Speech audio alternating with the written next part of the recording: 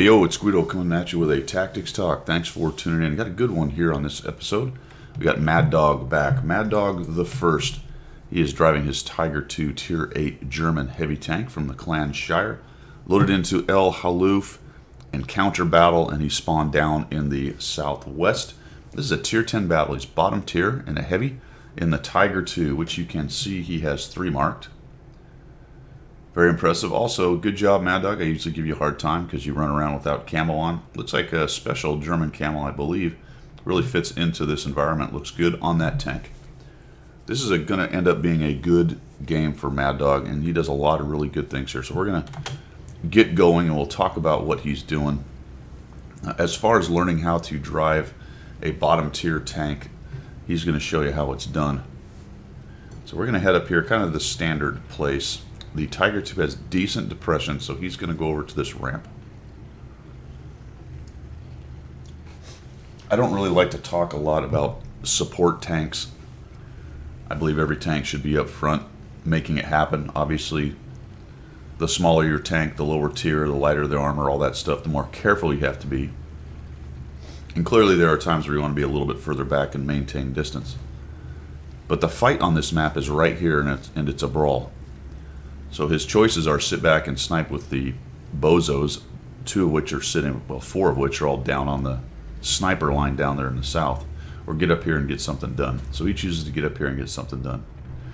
Right away, one thing you will notice that Madog does is he rarely goes out and trades without an advantage. So he really was very patient waiting for that T-54, puts a shot into him and gets away.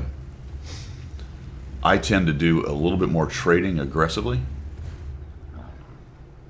which ends up not working out so good on occasion. Waited for the defender to come across there. That's just good patience. You'll notice that this spot right here, let's talk about it for a minute, used to just be a rock wall. Now it's got this kind of ruined castle thing going on, which is quite a bit higher and affords quite a bit more artillery protection, which means you can be a little further to the left where Madog is. In the past, if Madog was this far left, he'd have been vulnerable to arty. That guy is obviously back there. So there is a little more ability to sit a little bit to the left. You're going to see Madog do something here. He sees guys backing off. He sees where his team is. The Tiger II is ignoring him, has gone around to look into the hole, thinking he's safe. So he's just going to come down and finish him off. And that's just good SA. That's an opportunity right there to take out a tank. Gets in there, removes a gun, and now he's up in this forward spot, which can be a little bit difficult to use. But I will say it's better than it used to be. It's not quite as small of a V. If you look at it, it's a little bit wider down here, a little bit more ability to maneuver. He does have to watch for that 50M coming around. But then he notices that the 11A, who was all the way down there in the south, is actually pushed up and now gone forward. And this is going to afford them an opportunity between Madog pushing in and the WZ pushing in. You can see now they're dragging a bunch of their friends with them. And now they're going to start working on these guys from multiple directions. This is another good example of SA. Madog sees this FV coming around and trying to get in behind everybody. Now the FV probably would have been handled by the Patton, no problem. But more than likely he'd have done some more damage by Madog turning around and getting him before he becomes really an issue. He's able to save probably another hit off of the Patton right there. These are just the little things that good players will do to help their team win. That's a bummer, just got up into the upper plate. But he took the shot. I would say most of the time that shot would probably go in based on the accuracy of the Tiger II. You also notice that as he was going up that hill, the gun jumped up a little bit based on the terrain, so just a little bit unlucky there on the shooting or on the shot. Bounces the 50M. Basically hit him in the same place, I think, up on that upper plate. And now we're going to come around and we're flanking. You can see that he's got a huge advantage. His team's got a huge advantage up here. There's a Defender, a JPZ, and a Super Conqueror, which are all pretty dangerous tanks. And they've got a couple hurt guys. What the WZ-111 5A is exactly doing, I have really no idea. This is the first time I noticed. He just drives away. Okay.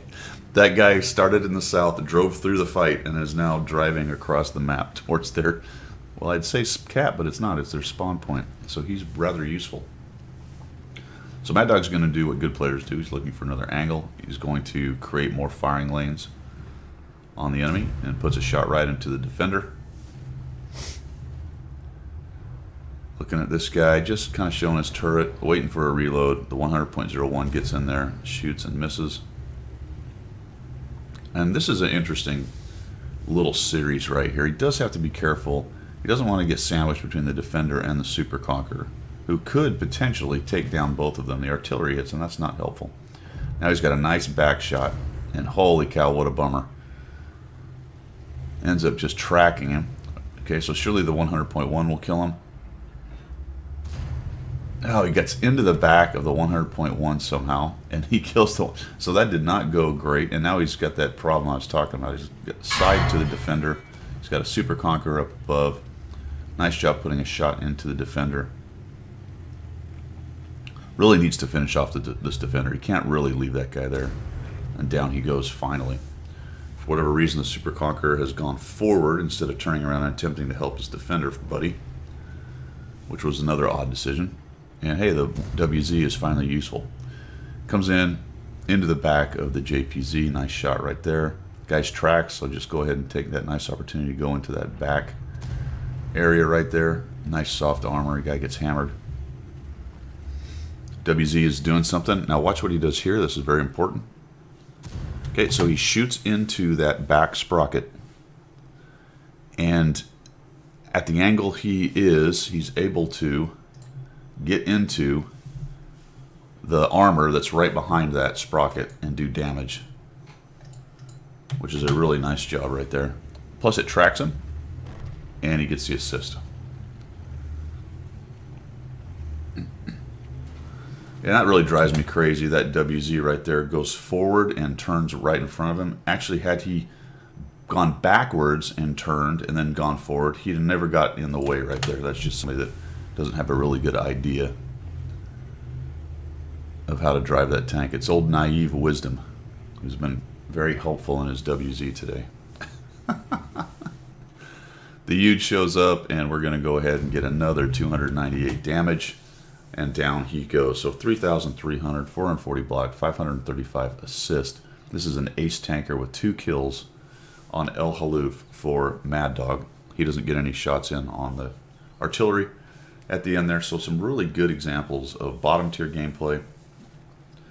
Aggressively careful is what Madog is, especially early in the game. Probably a lot more so than I am. Tends to live in games, I think, a little more than I do as well. But that was a really nice job. A lot of good takeaways on that one for you beginning and intermediate players on how to play this game carefully yet aggressively. All right, that's all I've got. Y'all take it easy, and I will see you.